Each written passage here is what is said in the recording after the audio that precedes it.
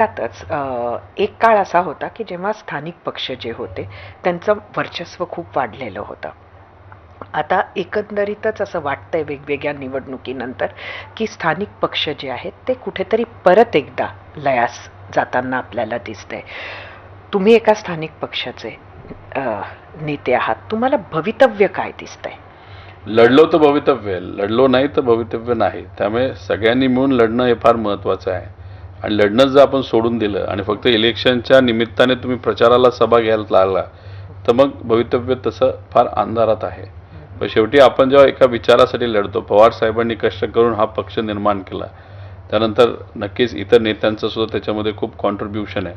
त्यामुळे आमचं मत आहे की लढावं लागेल, रस्त्यावर उतरावं लागेल, एक ओळख निर्माण करावी लागेल आणि लोकांचा विश्वास संपादित करून मग येणारं इलेक्शन हे आपल्याला सामोरं जावं लागेल. आणि जर ह्या गोष्टी नाही केल्या तर अवघडच आहे सगळं. शरद पवार साहेब हे पवार परिवारातून देशाचं नेतृत्व त्यांनी केलं, राज्याचे ते मुख्यमंत्रीही राहिले.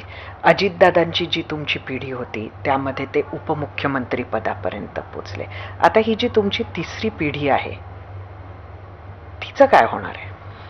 आम्ही जे करू ते होणार आहे. आम्ही जर स्वप्न मोठं ठेवलं तर ते स्वप्न आम्ही पूर्ण करू शकतो.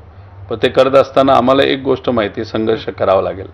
शॉर्टकट जर घेतले तर मात्र आमचं काय खरं नाही असं मला तरी वाटतं. कारण शॉर्टकट घेत आज जर आम्ही विचार केला चला सत्तेत जाऊन बसू तर काही महिने काही वर्ष बरं जातील, पण नंतरचं काय, लोकांचा विश्वासच आपल्यावर राहणार नाही. त्यामुळे या आत्ताच्या काळामध्ये संघर्ष करणं हे जास्त योग्य ठरू शकतं.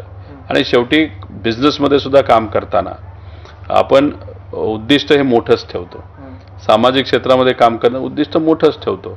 एका रणजी खेळाडू असेल तो म्हणतो इंडिया टीमसाठी खेळायचं, इंडिया टीमसाठी खेळायला लागला आता कॅप्टन बनायचं. त्यामुळे राजकारणामध्ये सुद्धा आपण आता आमदारकीपासून सुरुवात केलेली आहे. शेवटी आपण त्या पद्धतीने कष्ट घेतले तर महाराष्ट्राचं जे प्रमुख पद आहे त्याचा टार्गेट नाही तर हेतू मनामध्ये ठेवून आपल्याला काम नक्कीच करता येतं. तुम्हाला शुभेच्छा. धन्यवाद. खरं तर